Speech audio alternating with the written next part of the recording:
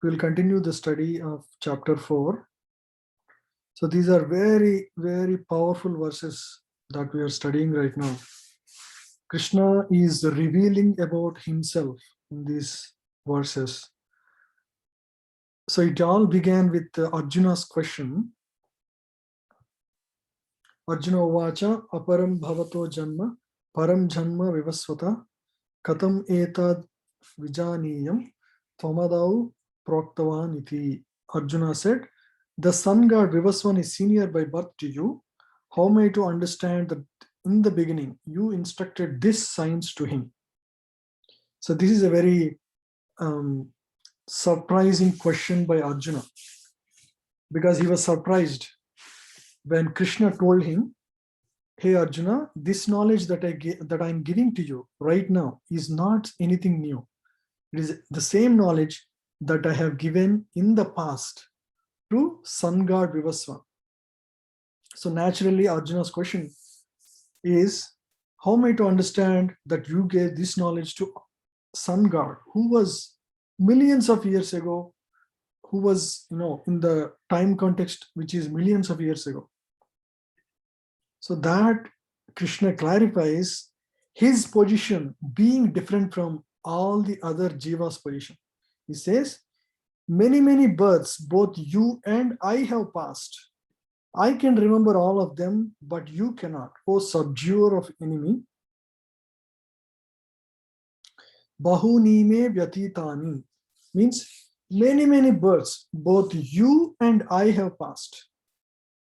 But there is a difference between you and me. What is that? I remember all my births. Krishna's birth is not like our birth. His birth is transcendental. We'll learn about that in the next few verses. But he is very different from everybody else. That's what he's clarifying. Of course, Arjuna knows that, but Arjuna is asking for the sake of everybody else in the world.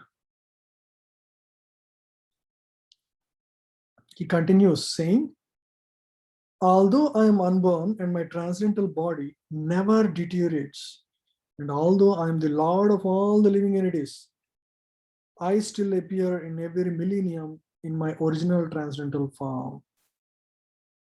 It's a very powerful statement. Suddenly he is separating himself from everybody else. Right? What does it say? Although I am unborn, means Krishna is not like us who take birth. You're sharing the different screen. We are only getting PowerPoint. We are not seeing the actual screen of the verse. Okay, 1 second, bro. Thank you. Thank you for telling me about that.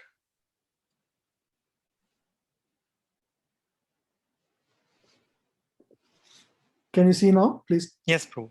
Okay, good. Thank you, bro. Sorry, thank you for telling that. No, that's fine, bro. Yeah. So Krishna is clarifying here that although I'm unborn and my transcendental body never deteriorates, ajopi san avyayatma. Avyayatma means doesn't deteriorate. Our body, it deteriorates over a period of time. Right?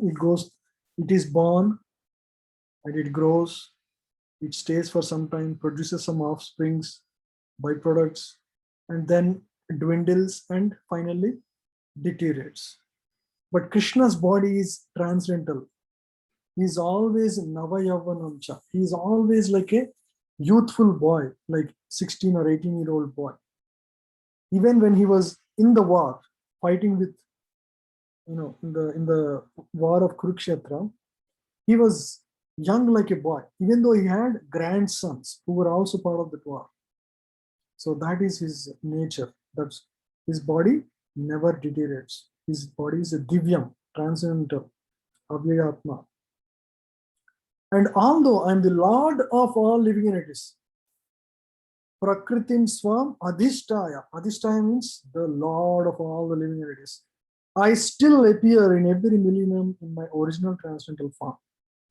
When he appears, he won't appear in a regular mundane form like all of us, which is, temporary. He appears in his original transcendental form. So because he has this transcendental body, unlike our body, he remains the same personality in all his incarnations. They're all divyam. They don't go through the same changes that the material body goes through. See, you understand? Any questions on this? It's a very powerful differentiation about Lord versus the Jivas. And he appears in every millennium. Why he appears? Because he loves all of us. He's like our father. When the Jivas are suffering, he wants to be with them, to make them understand there is an eternal realm where they actually belong, and they are here on a temporary basis. And their purpose is to go back there. So he comes and performs wonderful, wonderful, sweet, nourishing pastimes. And as Jivas see them, they will be enchanted by it. And those pastimes make them hanker to go back to him, right? So that's what happens. That is the whole purpose of performing Leelas by Lord whenever he appears in his incarnations. That's the whole purpose why he has to come. All these questions come, right? So that's the real purpose. Prabhu, I have a question. Yes. So Prabhu, our body, our original form was Swarupa was transcendental form. So what happens to that transcendental form, and what is the characteristics of the transcendental body? Is it mentioned somewhere in other scriptures that how Yes. the transcendental body looks? Yes. Yes. Very good question, Prabhu. So Prabhu is asking what happens to our body when we are in the spiritual world. Suppose we originally were in spiritual world, right? We are tiny jiva, atma, but that atma, when it is in the spiritual realm, in the spiritual world, Vaikuntha or Goloka, any of these transcendental platforms, when we are living there, we had a transcendental body. We had transcendental body very similar to Lord. But Lord is always superior to us. It's not like we become equal to Lord when we are in the spiritual world. Lord is always superior, but the tiny jiva also has transcendental body. That body expands from the soul. This body also expands from the soul. But when the jiva transmigrates from the spiritual realm to material realm, according to his own desire to enjoy within this world, he is awarded a body which is sustainable in this environment. This is a temporary world, so a temporary body is presented to him. So the jiva, the spiritual body of the jiva who was in Vaikuntha goes back to the soul. It shrinks back to the soul, and a material body spreads on the jiva. So when he is in the material world, the material body in the form of the subtle body and the gross body expands when he comes to the material world. And the body represents the jiva's desires. If I want to eat meat like an animal, I will be given the body of a lion. So the body that a jiva, the soul wears, is representing the soul's desires within this temporary world. But when the same soul goes back to the spiritual world where it originally belongs, it has an original body. The original body is fixed. Suppose you are a cow in the spiritual world. That body is fixed and your position is always there. It's like a permanent fixed. It's called what is it? Siddha Deha. Siddha Deha means the original form of the jiva. Each of us has one original form. We could be, say, a gopi, or we could be a gopa, or we could be a servant, something in the spiritual world, and that position is currently vacant. Okay, when we come to the material world, according to our own desire, we keep changing the body because we have so many desires to fulfill. We have so many lifetimes to go through. The samsara, the cycle of samsara runs around, and the jiva wears different bodies according to his own desires. Is it making sense? And because in the material world, the jiva's desires are temporary, right? Our desires keep changing. If you observe, when you are young, you have certain desires. When you're old, similarly, the desires won't last very long. So the bodies keep changing also according to, it's not just desires, it is also one's own karma that gives a specific body to a particular jiva. His, what he has to go through within this particular body is all awarded according to one's desires and one's accumulated karma, sanchit karma. Yeah, Prabhu, makes sense. Yeah. So Prabhu, then what is the characteristics of transcendental body? Is like, Yeah, the transcendental body is again divyam. Divyam means the current body goes through changes. Like I said, the transcendental body doesn't go through changes. It just shrinks to the soul right now. The soul, right now also the soul has the specific body that we are supposed to have in the spiritual realm. okay, It is just shrunk. compressed It's in a like very tiny form. the fire can sometimes be completely subdued, but when you fan it, it again comes back. Yes. Right? Yes. The process of bhakti is going to fan that fire. Right now that fire is dampened completely. It's like soaked in water. It's it doesn't exhibit any of its original characteristics. The soul, the whole process of the spiritual process that we are going through, the study of Gita, study of Bhagavatam, or hearing kirtans, or singing kirtans for Lord, all these are to revive that original body. That it's like in some movies, we see heroine forgets everything and in a coma state, and the hero comes and reminds her about the past times that they were doing before, and makes her slowly remember all these things. You see, you can relate to that. So ultimately what happens? Heroine immediately remembers all these things and comes to realization, right? Yep. And so similarly, we're all originally devotees of Lord, but that is all like the fire completely subdued. The whole process of Krishna consciousness is to revive our original consciousness of our relation with Lord and how great it was. Our father is like, the richest man, like, we are like the son of the greatest person, like Bill Gates, for example, but we are now lost. We don't know what is our wealth. We are, begging in the streets, not knowing who we are, what's our relation, what's our wealth, what's our inheritance.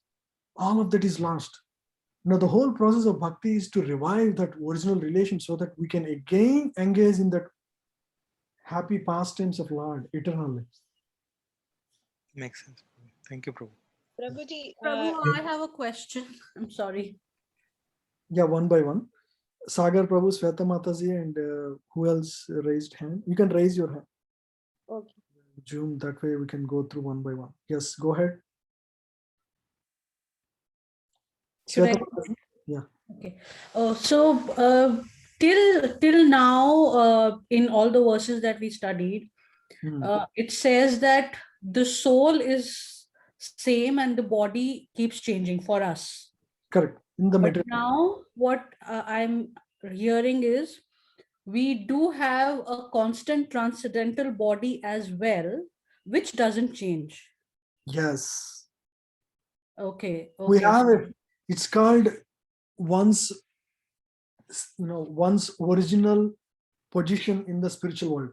Right now, when you are here, Lord is actually missing one position in the spiritual world. We all have one fixed position. It's called what did I say? Swarupa. Original Swarupa. Swarupa means the Rupa that is original for you. Okay, okay, okay, okay. We are all eternally having a specific position in the spiritual world. We are right now, in the material world, suffering right now. We are going through Yeah. all this, cycle of birth and death. But that is one body, and you are happy in that position. It's not like you are thinking, oh, I'm a cow here. No, every jiva is eternally happy. We cannot explain that happiness here because we cannot relate to it. It's like speaking about cell phone to a nomad, in the forest. He can't understand that. So as we study, we get a sense of it. As we study Bhagavad Gita, more than Bhagavad Gita, when we study Bhagavatam, we get to relate to it but much better. Okay. Okay, okay. Yes, Prabhu. So ultimately, we will, until unless we really accumulate all the good karma and get connected to Krishna, we will keep suffering in this world. Yes. And then when we are done and when Krishna thinks we deserve to be back, then we'll be back to that position. Correct. It's It's basically, I think karma and karma. I think there is a difference, right? Prabhu? yeah, when you say punya karma, we are not after either punya karma or papa karma. We don't want to be either doers of good or doers of bad. We want to be transcendental in our actions. Okay. Actions which do not incur any karma. Good karma means a person thinks I am a rich man, so I will be donating this money for the welfare of the poor man. But who is a rich man? Everybody is in a jail. In the one is in a is in a better jail with better food, while the other is suffering more in the jail. Everybody, whether you're a Bill Gates or Jeff Bezos, doesn't matter. Everybody, when he is in the temporary world, means all the things that he has to lose. So everybody is a sufferer in this world. In the bigger context, nobody is really is any better than other. It's a temporary world.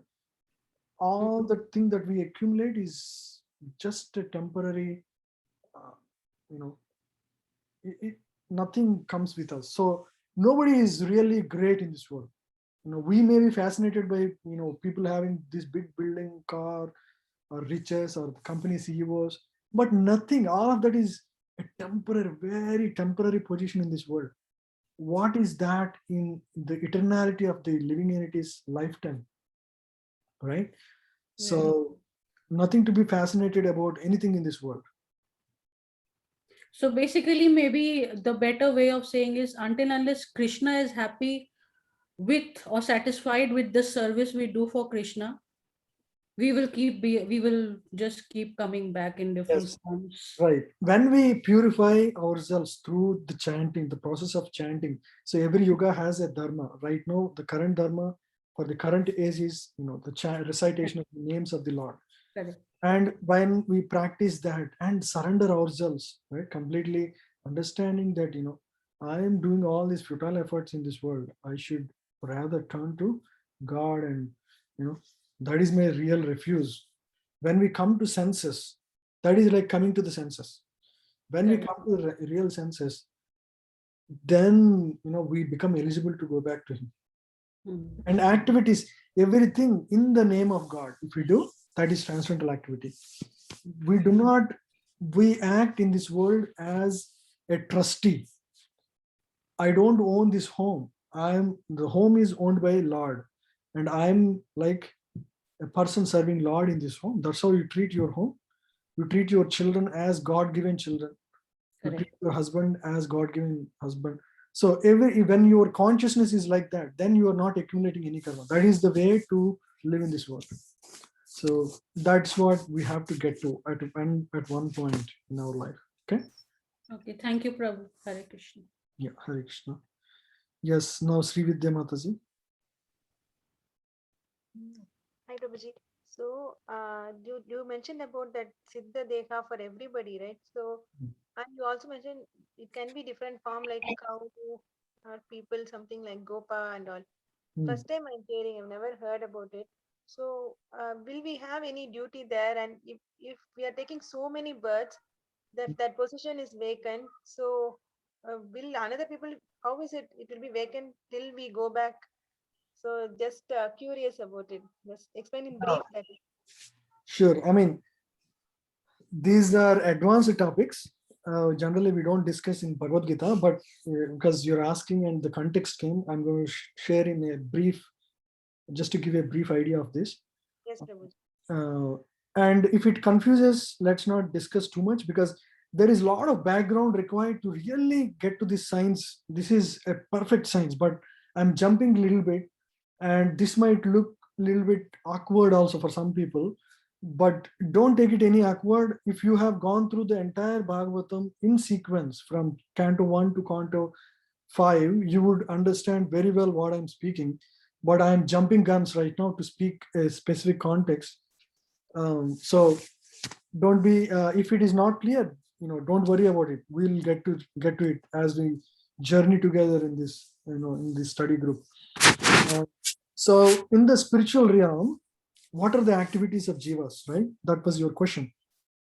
Correct. And So the here- activities in the spiritual realm are everything, everybody has the availability of Lord in his life. There is one Lord, but he is available to everyone. How it is, we cannot describe that here. Just like, to relate, to give an example, when Lord Krishna came to this world, when he was in Dwaraka, he had 16,000 wives. Once Narada Muni comes to visit him, and he wants to see how Lord lives with all of these, how he is able to satisfy so many wives. So he visits different palaces. In each palace, he finds Krishna doing different things. He was in some, in some palaces, he was teaching his kids. In some palaces, he was talking to his wife.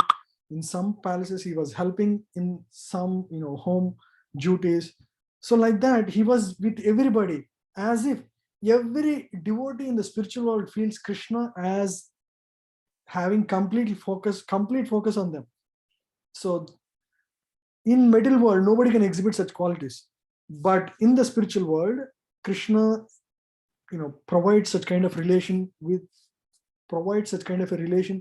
to everybody, and everybody in any form of life is satisfied. Somebody is like a bee, somebody is like so all the forms that we see in this experience in this world are a mirror reflection of those forms in the spiritual world.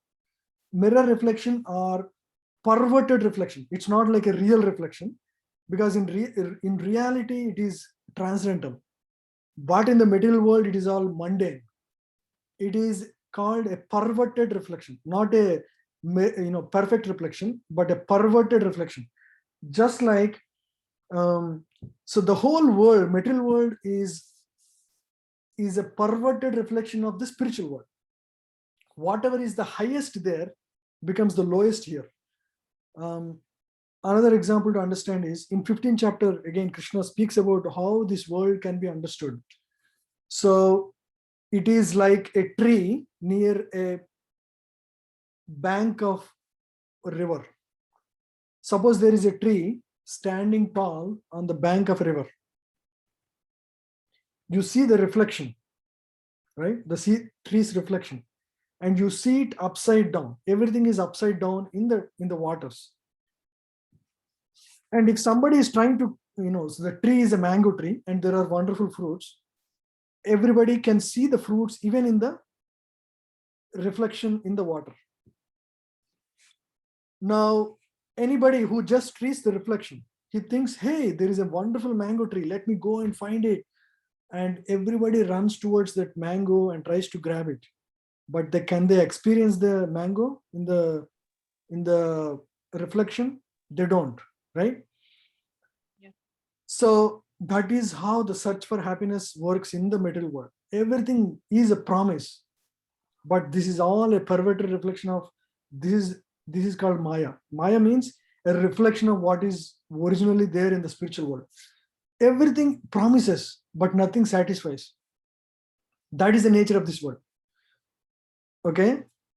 And what you should understand when you are trying to find this mango in the water, in the reflection, you should understand there must be a real mango somewhere else. I am trying in the wrong place. So there is true happiness, but that problem is it cannot be experienced in the material world. The true happiness can be experienced in the spiritual world. Okay? Yeah. So there is that curiosity to be happy in this world. There is that desire to live eternally. Nobody wants to die in this world. And anybody leaving the body means we go through a lot of emotional disturbance. Why all of this is happening? It's because the jiva, the soul within, is eternal by nature. And it is facing a dichotomy with the body, which is temporary in nature. So there is a constant struggle between the nature of the body and the nature of the soul.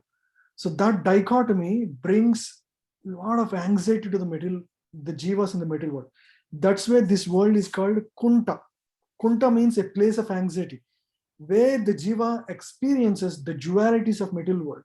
The duality is the jiva, while it is permanent, it has to experience this temporariness of this world. The love he experiences is temporary. The happiness he experiences is temporary. And he wants everything to be permanent. Nothing is permanent in this world. Everything disintegrates over a time. So he has to come to realize I'm in the wrong place, searching for the wrong things, searching for the right things in the wrong place. Okay. So here it is Kuntam means Vaikuntam is opposite, is it? Yeah, Vaikunta means exact opposite of Kunta, where there is no anxiety. So there the jivas, every minute is every word they speak is a song.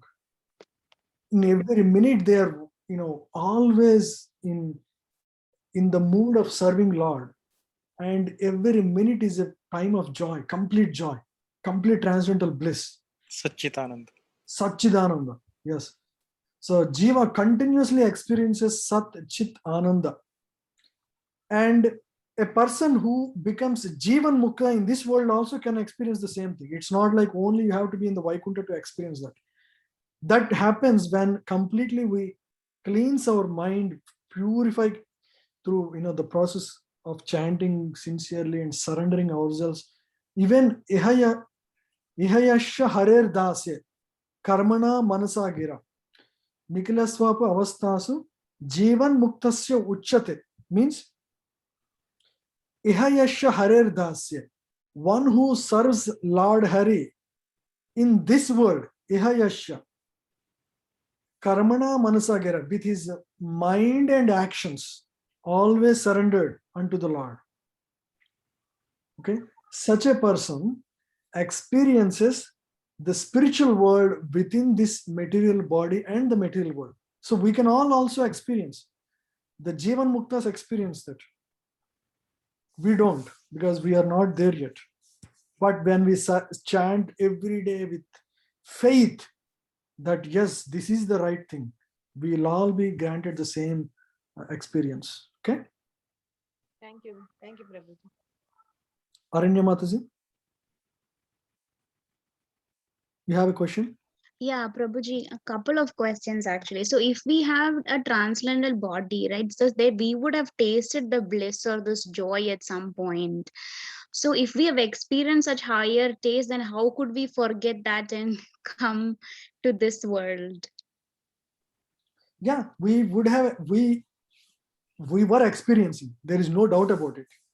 Yes, but still, because the jiva has the free will, right? Mm-hmm. We all have the free will. Even the Lord is the supreme reality. The jiva also wants his own free will to love or not. You have a choice always with you. Mm-hmm. Without the choice, there is no real true love, right? Between the Mm-hmm. Lord. If Lord doesn't give us a choice to not love, then there is no love, because it is force. A force cannot be called love. Is that true? Right. Yeah. So when you have a choice, there will be some people who would choose both. It's never so. The jivas who are in the material world are only about 1% of the 900%. The 99% of jivas are actually in Vaikunta. You understand that? Mm-hmm. So the jivas within the, just like how many people will be in the jail? at any time in the city, there'll be only a handful, right? Right. Mhm. Even though it appears like there are, Anantagoti Brahmandas, but all these Brahmandas are just like a tiny minuscule portion of the original manifestation, and rest of the jivas were actually in the spiritual realm. So we are like that people stuck in the jail. So we can all go back there, and that is our original right. Mhm. Yeah. So Prabhuji, this also means though that like when we die, right, like we have a choice to go back to that body, but we really don't have the choice though, right? we are overcome by material desires and material reality of life. So, and driven by one's own desire, jiva continuously transmigrates within this material world. So we are so much overwhelmed with lust towards enjoying in this world. So that's the reason we keep coming into this world. And in fact, when we are coming into this world, we are coming from a very high position to low position. Right, that's what I was thinking, Prabhuji, that everybody that's here, like, I mean, this is something that I hadn't thought about, I mean, or knew, right? So I was thinking that you have to be granted a transcendental body, like at the end of all this, right? Like when you are ready. But this also means that each and every one of us, the good, like everybody, right, in this world actually has a transcendental body and have fallen down and come here. Yeah, it's very revealing, right? Right. Yeah, same question. Yeah, good. Correct, Mataji. Yeah. And another important point, yeah, suppose you want your child to be always nice, doing everything nice. Will he never become naughty and do some mischievous act? He will, right? He will. Mm-hmm. Yeah, he will cut his finger sometimes, even though you don't want him to. He will, some children swallow coins. We all know about those things. In fact, I did swallow when I was child. It was such a anxiety for the parent. So because we all have the free will, the jiva chooses sometimes, and it's a temporary thing. So and in fact, it is explained that in the scriptures that it is like a dream. We are still in the spiritual world, but we are in a dream in this world. In that dream, we are actually going through all these lifetimes. And when the I dream remember, gets, Prabhuji, I remember Avatar movie, Prabhuji. Like he will be sleeping there, but he'll be going to a different world. yeah. Something So like- when the dream gets shut off, you come, open your eyes. Yes, you are back in the spiritual world. So this whole existence in the material world for millions of lifetimes is just like a fraction in the spiritual realm, in the spiritual eternality of existence in the spiritual world. Okay, everything is relative in this world. Yeah, Sweta Matas is saying our ego made us fall down to middle world. I mean, yeah, that's what your desire to. So the reason we come to this middle world is in the spiritual world, God is the center, right? As soon as you feel, why only God to be the center? Why not me? Whenever you have this, why always God getting all this? Why not me? That is called the original envy or original sin. So that is the root cause. So the reason for existence in the world, in this world, the root reason is the root envy. Envy is the original cause, as they say. So while in this world, the biggest enemy Krishna describes in the third chapter, we already gone through, right? So I mean, envy manifests in the form of lust, right? Lust to enjoy. Lust. You remember we discussed towards the end of third chapter. It is lust only, O Arjuna. Yes, Prabhu. Yes. Enemy of all the worlds, right? So lust is the root problem. The lust to enjoy in this world. That leads to, if somebody else has more, you feel envy towards him, right? And you see somebody who has less, you feel proud about it. And right, so all these, and the more you have, the more you want. That is greed. So that lust is the root of all the problems. Lust to be the enjoyer in this world, right? So until we give up lust, I'm not the enjoyer, God is the enjoyer. I'm happy when I'm serving him, not by trying to enjoy myself. Then that relation brings us closer to Krishna, right? It's all it's just a transformation of our thought process at intellectual level. Okay, we'll move on. Any other questions? I think these are all very, very good questions, I would say. So here are the beautiful verses Krishna speaks. Yada yada hi dharmasya glanir bharata abhyudhanam sadharmasya tadatmanam srijamyaham. Can anyone read for me? Yeah, Prabhu, I can read. Yeah. Whenever and wherever there is a decline in religious practice or descendant of Bharata, and a predominant rise of irreligion, at that time I descend myself. So Krishna is revealing at what time he comes. Because why does he do this? Why does he have to do this? Anybody? Not Nitin Prabhu. Anybody else? Can you Yeah, answer? to deliver his devotees and also to kill all the miscreants. I mean, that is the answer here. I read these verses. But why does he have to come? Why he chooses to come? So that loves us- devotees he can loves us. Oops, sorry. Sorry, Yes, he loves us so much. Mataji answered it. Because he loves his children. Just like, suppose your son says, Mommy, I hate you. I don't want, you didn't give me the car I want. I'm so mad at you and I don't want to see your face. And he goes and, sits in his room, doesn't open the door. Will you just stay outside the home, outside the room forever? No, you still always love, right? It's always the parent loves the child more, isn't it? Is that true or not? Anybody? Yes, it's true, Prabhuji. So the same thing, even with Lord, he loves us more than us. We have chosen to come be part of this world, but because he loves us, he keeps coming. Okay. And specifically he chooses Prabhu he also says whenever there is irreligion, that means he will always come to re-establish dharma whenever there is a dharma. Right? whenever there is a decline in religion, because the whole purpose of religion is to what? Is to make a person understand the purpose of life and go back to God. Right? So that is the whole purpose of this middle world. He created here, okay, the jivas who don't want to be there in the Vaikuntha be here. But if there is no process of religion, um, there is no means for them to come out of it. And that, if that is not there, I mean, he still wants the jiva to choose to practice it, but he wants to make sure the facility is there always. If the facility is not there, then it doesn't make sense.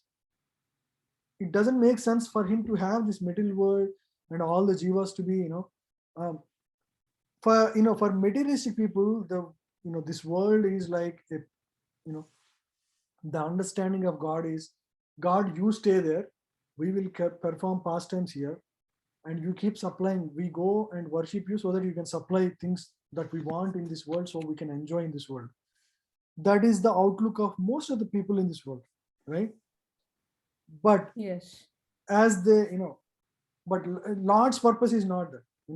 You may have, we all may think like that. That means the right, right thing to approach the way, the right approach to religion. But that's not what Lord's inclination is. The real purpose of religion is to revive one's original position in the spiritual realm and make him actually go back to there. Okay. You see, yes, another important point to understand is, whenever and wherever means it's also place. It doesn't mean that Lord comes only to India. He doesn't appear in other places of the world. He either comes himself directly, or he sends his representative or his incarnation or his Shaktaves avatars, so powerful beings, so that they revive their jivas. So that is how Jesus Christ, or Muhammad or Moses, they're all children of God, God's representatives who appeared in various places of the world to revive the living entities to the reality of God's existence. And if you look at all the teachings, the principles are same. Only the details vary according to time, place, circumstance, based on what is available there. But the core principle is everybody, whether it is in the religion of Islam, they also say surrender to Allah. The name of God is different, but the process and the principles are same. Wherever you take any bona fide religion, it teaches how the jiva can love God and serve God. So that is the principal teaching of every religion.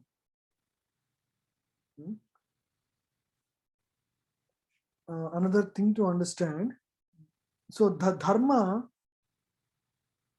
literal word, means the original nature.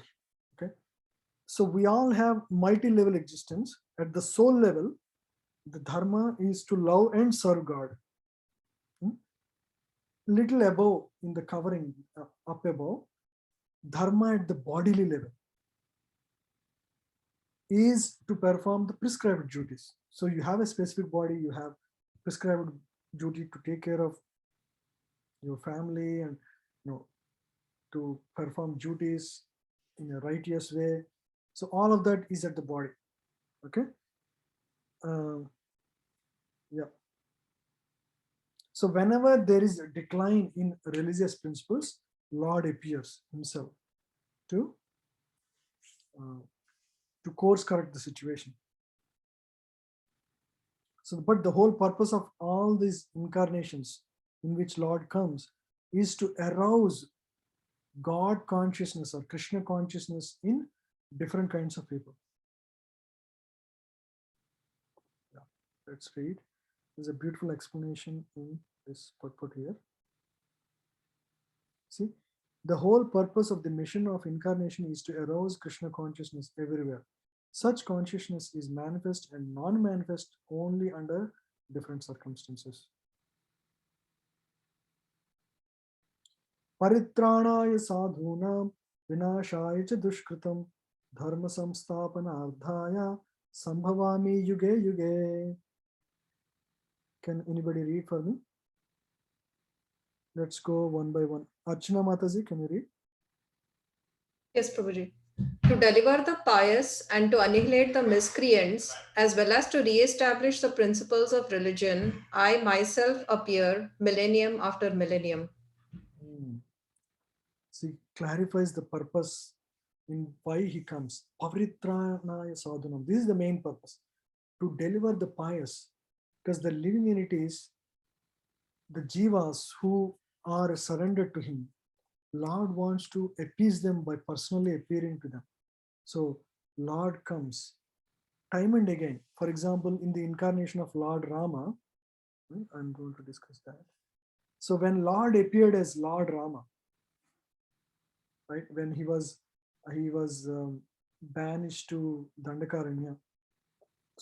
So when he was walking there, at some point he would see all these the skulls of many great sages, and he would inquire what is causing all this.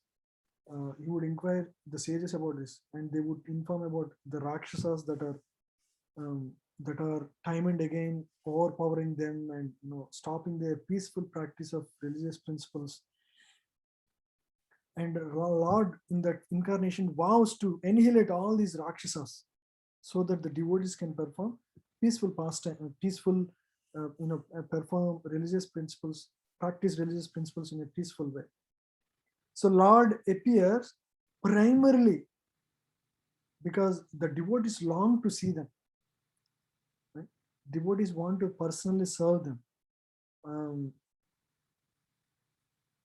So that is that's the primary purpose. The incidental purpose is as part of that, he would also kill the demons. So Lord Ramachandra killed thousands of demons at the time.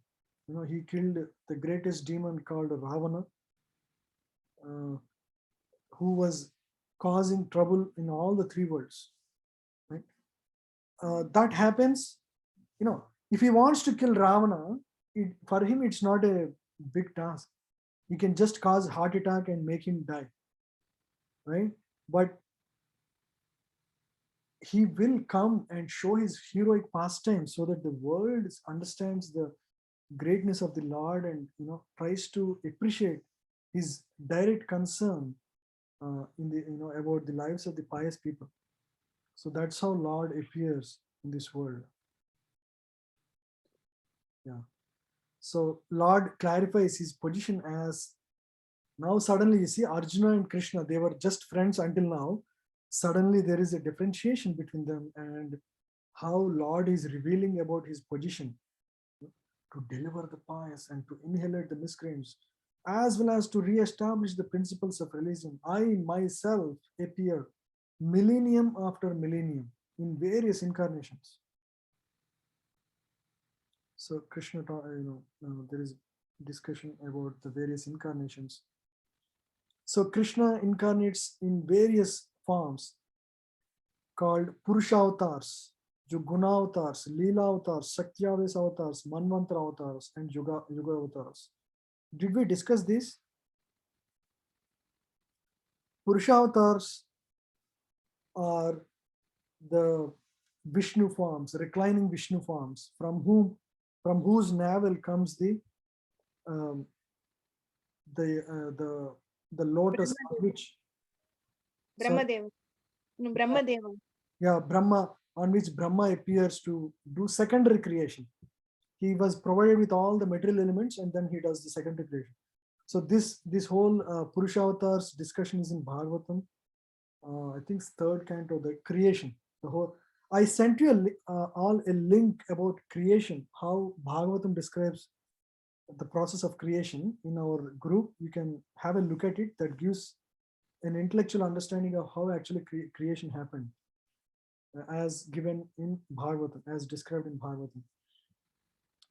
Guna avatars are Brahma, Vishnu, Maheswara, who were in charge of mode of three gunas, which is Sattva guna, Rajo guna, and Tamo guna. For Sattva guna, it is Lord Vishnu, and for Rajo guna, it is Brahmadev, and for Tamo guna, it is Lord Shiva. So the same Lord Krishna only appears in all these incarnations, Guna avatars, and then Leela avatars. Leela means Lord who comes and performs enchanting sweet pastimes. Lord Krishna is an incarnation which is a Leela avatar of Dwapar Yuga.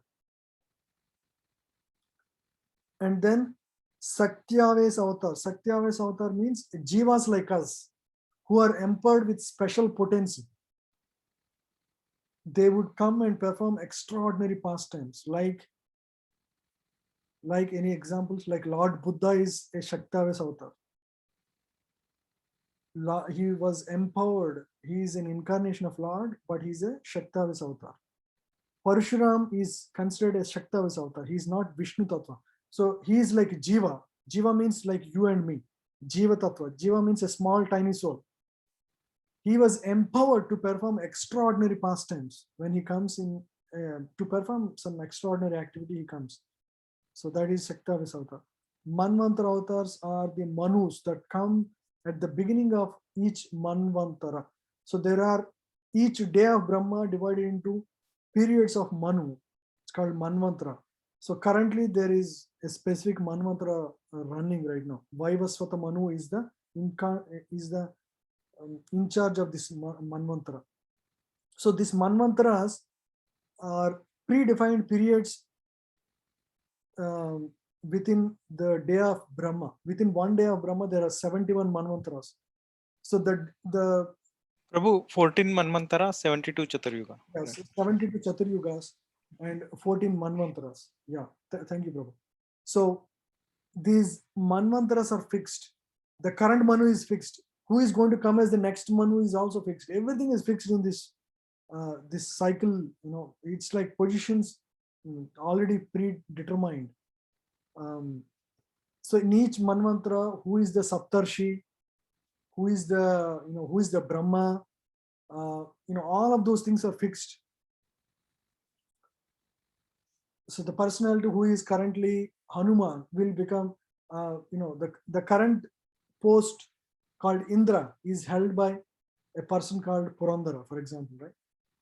So Indra is a post, Brahma is a post, and it is headed by a person, the jiva that is eligible to it, right? So that's how everything is manifest. It's a deeper science. Will not go. So if you learn Bhagavatam in a systematic way, you get an understanding of all these details. Yuga avatars. Yuga avatars are the specific incarnations that come in each yuga. Kali Yuga also there is an incarnation. Who is the Kali Yuga Yuga avatar? Anybody?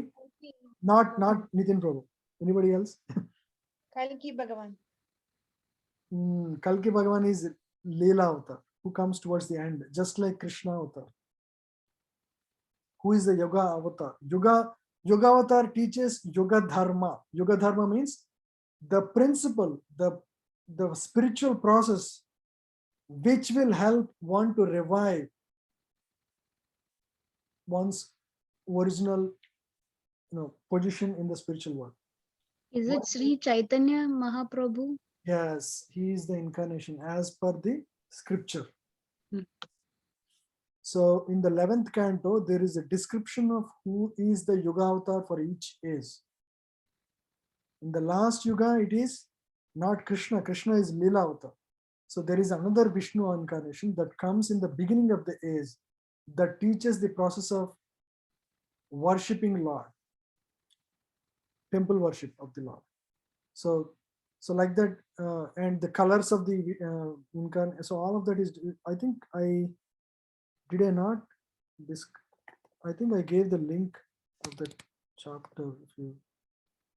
11th canto, 5th chapter describes this. I think we read through that. Now the concludes his teaching to Vasudeva.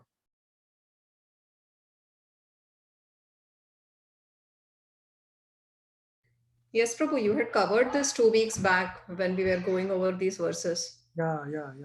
So you should have a look at. There is all this. I'm not going to that. Yeah. So Yuga Avatar is specific incarnation that teaches Yuga Dharma. Okay. So we'll not discuss more of this. Now let's discuss the next verse. Janma karma chame divyam evam yo veti tattvataha tyaktva deham punarjanma naiti mameti swajuna. Janma karma chame divyam. My pastimes, Lord is saying, my pastimes, actions, and my birth, they are not like everybody else. They are divyam. Divyam means transcendental, not mundane. Evam yo veti tattva. One who understands the tattvata, the tattva of Lord's pastimes. Tyaktva deham punarjanma. Naiti mameti swarjuna. Tyaktva deham. Such a person, when he leaves the body, tyaktva deham punarjanma. He doesn't have a next life. Punarjanma naiti. He will not have another birth. Let's read the translation. Can anybody read? Sri Vidya Mataji. Okay, Prabhuji.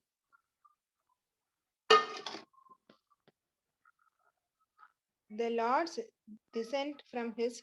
You have to read the translation also? Just the translation. Okay. One who knows the transcendental nature of my appearance and activities does not, upon leaving the body, take his birth again in this material world, but attains my eternal abode, O Arjuna. See, clearly it is mentioned here. He will not come to this material world again. Does not take his birth again in the material world. So all we need to know is Lord's Janma and Karma as Divyam. Understand that Lord is not like us. Until we So that is called understanding the tattva of Lord. Tattva means the personality of God. Who is that personality? So let's quickly discuss a little bit about Lord's personality. So Lord's personality is not terrestrial. Terrestrial means of this world.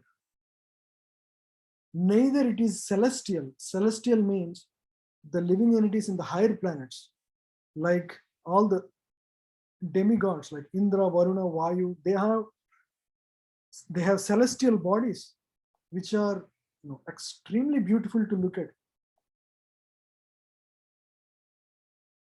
He is transcendental. He is divyam. His beauty is beyond description in this world, in the terms of this world, right? And to understand how his janma is so different, one should know that when Lord was born, when he was born to Devaki and Vasudev in the jail of Kamsa, he was directly born with the most beautiful clothes, and he has ornaments on the body.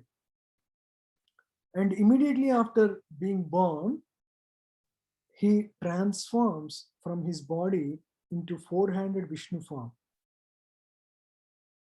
and instructs Vasudev to actually take him to Nanda Baba, Devaki, to Nanda Baba's home. So his birth is not, generally a boy when he's born, or a boy or a girl when they're born, they don't have any ability to speak. But Lord's incarnation is not like that. He is born, immediately he is fully transcendental. He is fully knowledgeable, and he instructs the immediate action to be performed to Vasudev. And his actions are transcendental, right? But if you look at his pastimes, sometimes he would steal butter from the homes of gopis, and sometimes when he was stealing at his home, Mother Yashoda would run after him, and he would appear so apprehended, fearful, and his eyes would move and everywhere trying to escape the situation. We see all these pastimes to be extraordinary, because how can the Lord of everything manifest pastimes like that?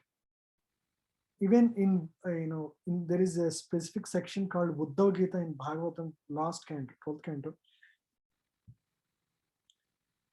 You are the supreme of everything, but you bewildered by performing all these wonderful sweet pastimes, says Uddhava, who is his eternal devotee. So why Lord does such sweet pastimes is because he wants to enchant the hearts of the devotees. So he loves his devotees, and his devotees love him, and absorbing in himself in the world of love. So he performs these pastimes to conceal himself to be God. And in the process he conceals himself to be God. So when there is, suppose, Aishwarya Bhava, when Lord manifests the Aishwarya Bhava, meaning he being the supreme authority of everything, if he manifests that form, a devotee cannot relate in love with him, isn't it? Suppose when Lord is the supreme of everything, but when he relates to the rest of the jivas in that supreme position, Correct. jivas cannot feel that intimacy with Lord. Yes, correct. Now here, when Europeans came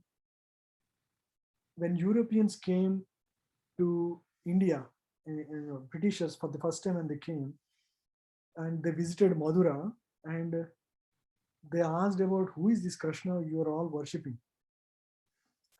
And the devotees there explained about Lord Krishna and his pastimes, stealing. and they were like intellectually short-circuited, because their understanding of God means this supreme authority who throws fires if somebody sins, and the autocratic, all-powerful personality who sends them forever to hell for their sinful activities. So their understanding is like that. Now here is a God. First of all, he's like he's stealing from others' homes, and our commandment says, "Thou shalt not steal." This is like completely intellectually short-circuiting for them. Because their understanding is not. This is a mature understanding of God, where a devotee's love reigns so supreme that Lord wants to conceal his supreme position so that the love prevails between the two, the jiva, and this is supramundane understanding of God's position, right? This is like another example. Why Lord does like this? It is to enchant the devotees with his divine love. For example, suppose there is a slum, and there are a lot of children who are playing, and there is a rich man's son who visits the slum. He wants to help them. One way is he can just give money. That is very it's not very touching them. But if suppose he mingles with them, he sits with them, he eats with them, and he plays with them, and he teaches them, and he supports them through facilities, how and they don't know about him, but later on they realize actually this person is the richest man's son. How grateful they feel. How it depends who is performing that action and what is the position of that person, right? So when one realizes these two details, they will be completely flabbergasted, completely they would feel so grateful and surrendered to him. So similarly, when Lord performs these transcendental pastimes, the devotees are completely enchanted by such love of God towards them. Another great pastime is Lord becoming the chariot driver for Krishna, for Arjuna in the war of Kurukshetra. So the supreme Lord of everything is becoming like a driver of a chauffeur for his own servant. That is how it is, isn't it? You all agree or not? Yes, Prabhuji, like one king is there and he puts a different dress and comes to people and talk to them like that. It is. Yeah. So that is exactly what Lord Krishna performed when he came to this world, these pastimes. When we understand the tattva of Lord, that he is the supreme Lord, but he concealed himself so that love can reign the supreme. When we understand these details of Lord's tattva, then we appreciate how great Lord is, isn't it? Janma karma chame divyam. Divyam means transcendental, as we said, right? We discussed these details. Yeah, one may sometimes people question, how can Lord steal butter like that, right? Because they only see intellectually, he's doing immoral activities. People claim like that, but they don't understand the deeper meaning behind that. Because Lord owns everything in this world. It's stealing from one place and taking that is it's not. Whatever action performed, it is performed by Lord. It does not come under the jurisdiction of any state laws. It doesn't. You cannot say this is lawful and or this is unlawful. He is the supreme proprietor, supreme owner, supreme master of everything, and any action he performs is beyond intellectual jurisdictions, right? So he subordinates his position, right, so that he can reciprocate his love in love with the devotees.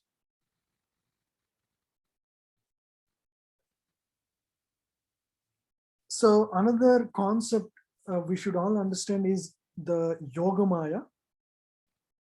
So when we are in this world, we are under the influence of a Maya called Mahamaya. Mahamaya. So we talk about Maya in this world, right? You are in Maya. Some people say, you know, illusion. What is that illusion? Is basically the illusion makes us forget our relationship with God.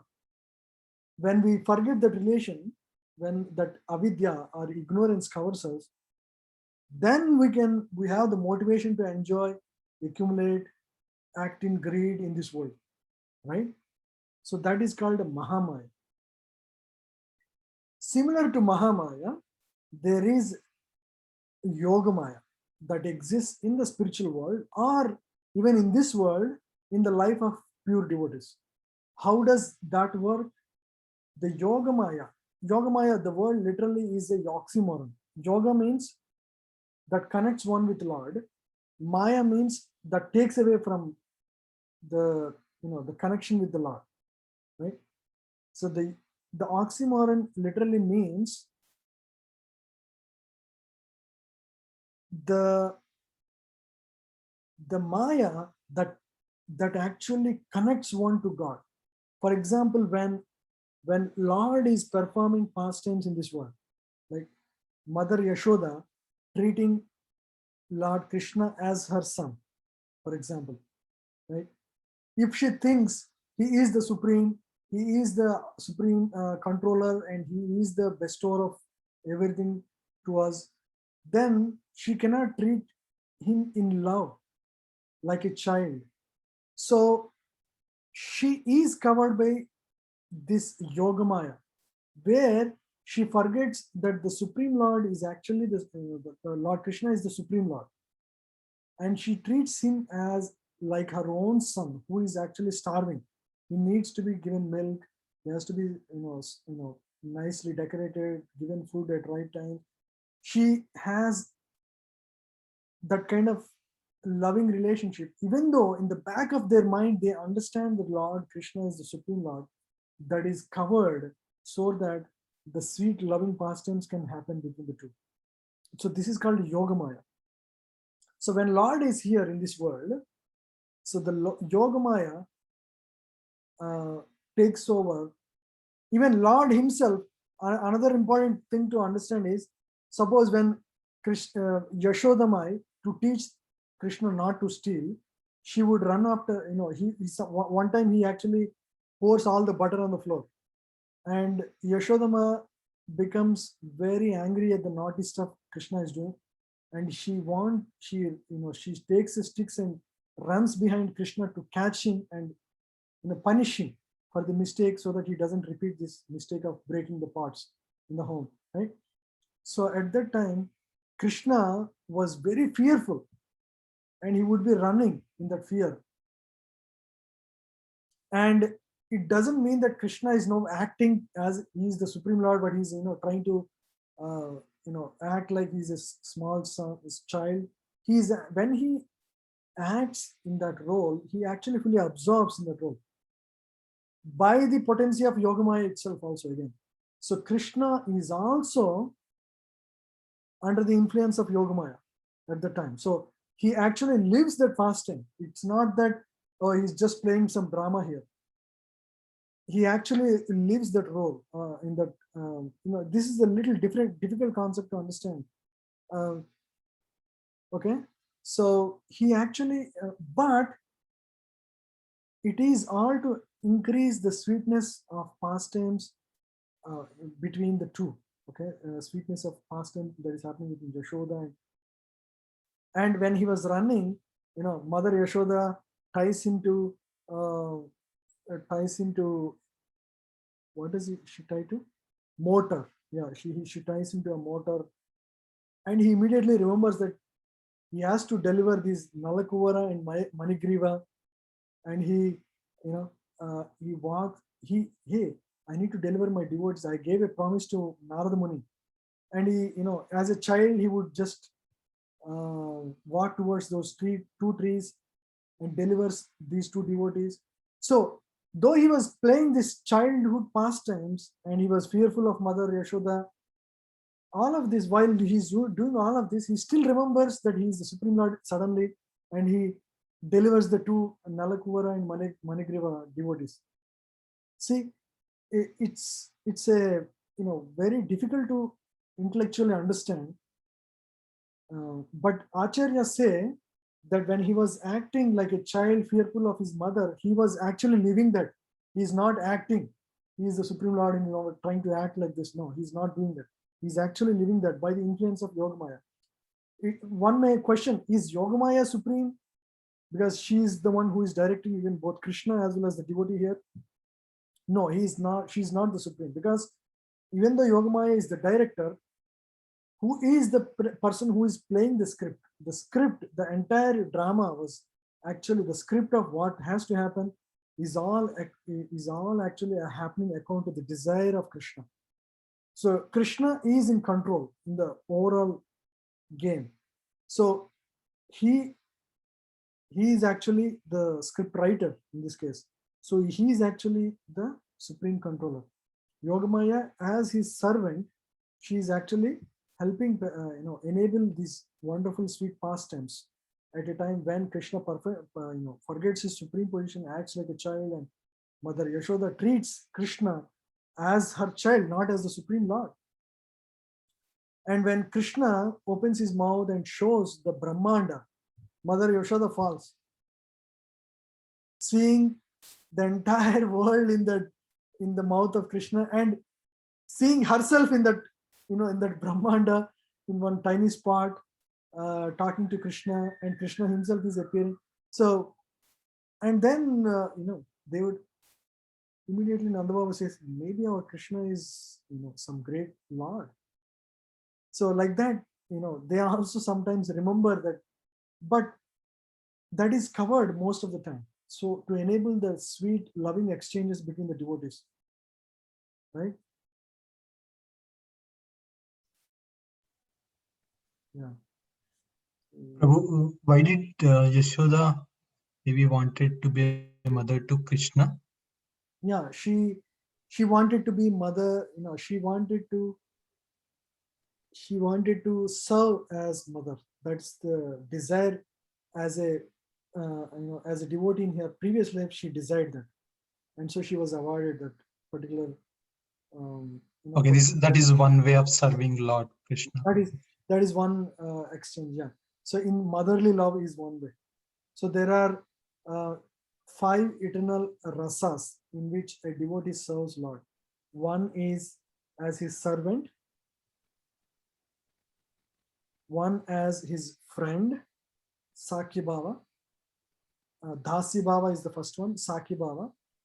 One as his parental love, Vatsalya Bhava. One as lover, Madhurya Bhava. So these are all various relations in which a devotee can serve. All of us actually also will ultimately serve in one such relation. We will our own Swarupa will be revealed when we perfect our life in this world. When we towards the end of life, we will realize what is our actual Swarupa and understand what's our position. So all of that will be revealed before we really go back to God. Okay, thank you. Yeah. So many of us heard all these sweet pastimes before, right? It's not like you are hearing for the first time. But when you don't understand Krishna Tattva, we discussed Krishna Tattva about Yogamaya, how all these pastimes are performed, how Lord's pastimes are divyam, transcendental.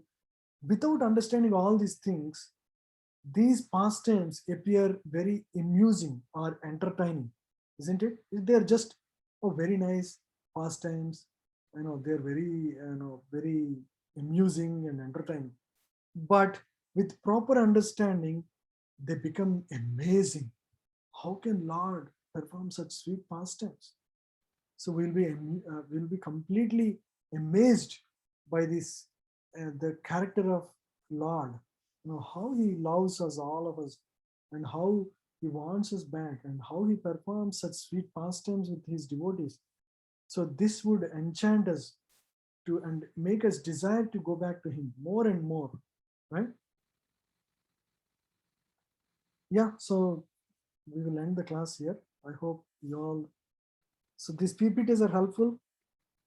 I wanted to, keep making some PPTs going forward like this, if you all like to. Yes, Prabhu. Yes, They are Prabhuji, helpful. it's very nice. Thank you all. We'll continue our discussion. I think today's topics are very interesting for all of you. There is a lot to learn, I think. Yes, thanks. Yes, Prabhu. It was very insightful.